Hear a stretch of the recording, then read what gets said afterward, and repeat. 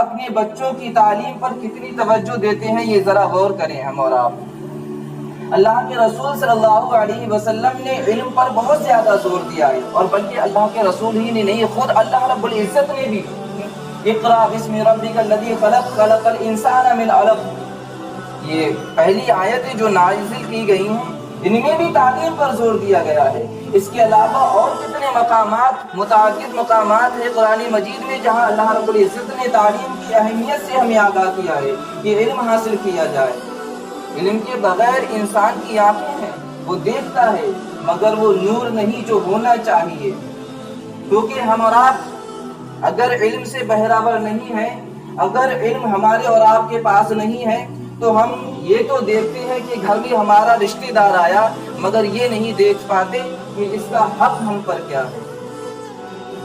یہ تو ایک علم کی بات ہے۔ اب جو شخص علم حاصل کر لیتا ہے اس کا کیا مقام و مرتبہ ہے، اور یہ بھی سماعت کرتے چلیں محترم سامعین۔ سب سے پہلے ہم اور آپ یہ دیکھیں کہ آج کے دور میں عالموں کو، اماموں کو، مولویوں کو، جو نااہل لوگ ہیں، جو علم سے کورے ہیں، وہ حقیر تر جانتے ہیں کہ یہ سماج کا سب سے زیادہ حقیر بندہ ہے، لیکن اللہ اور اس کے رسول کی نگاہ میں جس کا مرتبہ بڑا ہو ساری دنیا اس کو حقیر سمجھتی رہے، کوئی فرق نہیں پڑتا۔ اور اللہ کے رسول نے عالموں کا مرتبہ کیا بتایا ہے، آؤ میں بتاؤں۔ اللہ کے رسول صلی اللہ علیہ وسلم کی حدیث ہے، حضور ارشاد فرماتے ہیں کہ کل بروز قیامت 4 اشخاص کو لایا جائے گا، 4 ایسے شخصوں کو لایا جائے گا جن میں سے ایک عابد ہوگا اور ایک سخی ہوگا، ایک وہ ہوگا جس نے اللہ کی راہ میں جہاد کیا اور شہادت حاصل کی، ایک ان میں سے عالم باعمل ہوگا۔ تو اللہ رب العزت ان تمام کو کہے گا کہ تمہارا کوئی حساب نہیں ہونا ہے، آج تم سے کوئی بات پرس نہیں ہوگی، بغیر حساب جنت میں داخل ہو جاؤ۔ اب یہ چاروں جا کر کے جنت کے دروازے پر جھگڑیں گے، کس بات کو لے کر کے؟ عابد ان میں سے کہے گا، اس حدیث پاک میں عابد پر عالم کی فضیلت بیان کی گئی ہے، تو عابد کہے گا ان تینوں سے کہ میں نے اللہ کی رضا کی خاطر عبادت کی ہے، میں نے شب بھر جا کر کے نفل نمازی پڑھی، قرآن پڑھا، دن میں روزے رکھتا تھا، اللہ کی عبادت میں نے زیادہ کی ہے، اس لیے میں پہلے جنت میں داخل ہو جاؤں۔ شہید کہے گا کہ میں نے اپنے خون کا آخری قطرہ تک اللہ کی خوشنودی کی خاطر بہا دیا، اس لیے جنت میں پہلے میں داخل ہو جاؤں۔ سخی کہے گا کہ میں نے اللہ کی راہ میں بہت زیادہ اپنا مال خرچ کیا ہے، اس لیے جنت میں پہلے میں داخل ہو جاؤں۔ یہ معاملہ دیکھ کر کے اللہ رب العزت جبریل کو حکم دے گا، جبرائیل جاؤ ان کے مابین، ان کے درمیان صلح کراؤ۔ تو جبریل آ کر کے سب سے پہلے عابد سے کہیں گے، اے عبادت کرنے والے، تو کس وجہ سے کہہ رہا ہے کہ سب سے پہلے جنت میں داخل ہوگا؟ وہ شخص کہے گا، جو عابد ہے وہ کہے گا کہ میں نے اللہ کی رضا کی خاطر نہ رات دیکھی نہ دن، ہمہ وقت سجدوں میں رہتا تھا، قرآن کریم کی تلاوت کرتا تھا، میں نے ساری زندگی اللہ کی عبادت میں گزاری، اس لیے پہلے میرا حق بنتا ہے کہ جنت میں داخل ہو جاؤں۔ جبریل پوچھیں گے، عابد ذرا یہ بتا کہ تجھے عبادت کرنے کے لیے کس چیز نے ابھارا؟ تو وہ عابد کہے گا کہ مجھے عبادت کا مقام و مرتبہ، عبادت کے فضائل مجھے ایک عالم نے بتائے تھے، اس لیے میں عبادت کرنے کے لیے آمادہ ہوا اور میں نے ساری زندگی عبادت میں گزار دی۔ پھر جبرائیل اس شہید سے کہیں گے کہ تو کس لیے دعویٰ کر رہا ہے جنت میں پہلے جانے کو؟ تو وہ شہید کہے گا کہ میں نے اپنی خون کا آخری قطرہ تک اللہ کی رضا کی خاطر بہا دیا، اس لیے پہلا حق میرا بن رہا ہے کہ میں جنت میں داخل ہو جاؤں۔ جبریل کہیں گے، اے شہید ذرا یہ تو بتا کہ تجھے شہادت کی فضیلتیں کس نے بیان کی جو تو شہادت کے لیے تیار ہوا، شہید ہونے کی طرف تو نے قدم بڑھایا؟ تو وہ شہید کہے گا کہ یہ تمام فضائل و مناقب شہادت کے مجھے ایک عالم نے بتائے تھے۔ اسی طریقے سے محترم سامعین، मामला चलता रहेगा।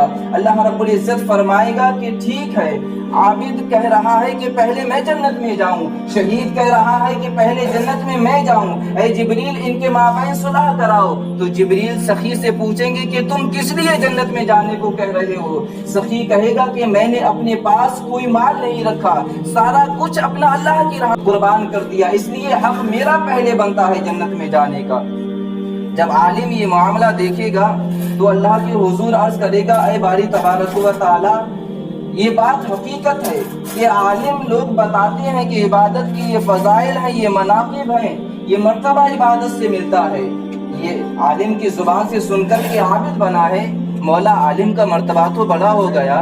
फिर शहीद से कहा जाएगा कि तुझे शहादत के फजाइल आलिम ने बताए हैं, इसलिए तू शहीद होने के लिए तैयार हुआ, लिहाजा तुझसे बड़ा मर्तबा आलिम का हो गया।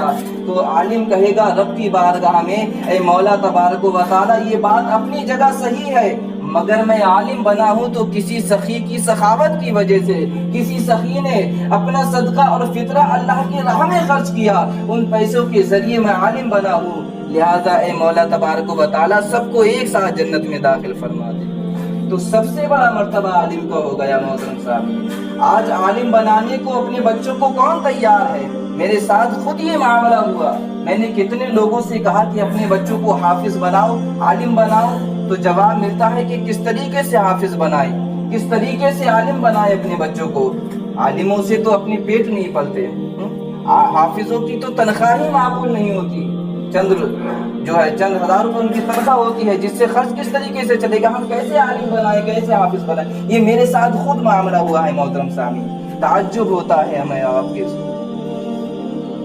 अल्लाह रब्बुल इज्जत राज़िक है, कोई शख्स किसी की रोजी रोटी का जिम्मेदार नहीं है। अल्लाह जिसको जितना चाहे रिस्क पहुंचा दिया करता है मोहतरम सामी। और वो लोग जो कहते हैं कि आलिम और हाफिजों की तनख्वाह ही माकूल नहीं, मैं कहता हूँ वो लोग खुद ही तो जिम्मेदार हैं, वो खुद ही तो जिम्मेदार है भाई। अगर किसी आलिम की, हाफिज की, इमाम की तनख्वाह कम है तो बढ़ाने वाला कौन आएगा? दूसरे गांव से बढ़ाएगा, गांव वाले तो बढ़ाएंगे मेरे भाइयों। तो अल्लाह रब्बुल इज्जत सबों को समझने की तौफीक अता फरमाए। मैं बात इल्म की कर रहा था तो अल्लाह के रसूल सल्लल्लाहु अलैहि वसल्लम की एक हदीस पाक मिलती है। मेरे हुजूर फरमाते हैं कि कल बरोज़े हश्र शहीदों के खून को जब तोला जाएगा तो आलिमों के कलम से निकलने वाली अस्सलामु अलैकुम दोस्तों, हमारे चैनल को लाजमी सब्सक्राइब कर लें और वीडियो अगर अच्छी लगे तो लाइक और शेयर भी करें।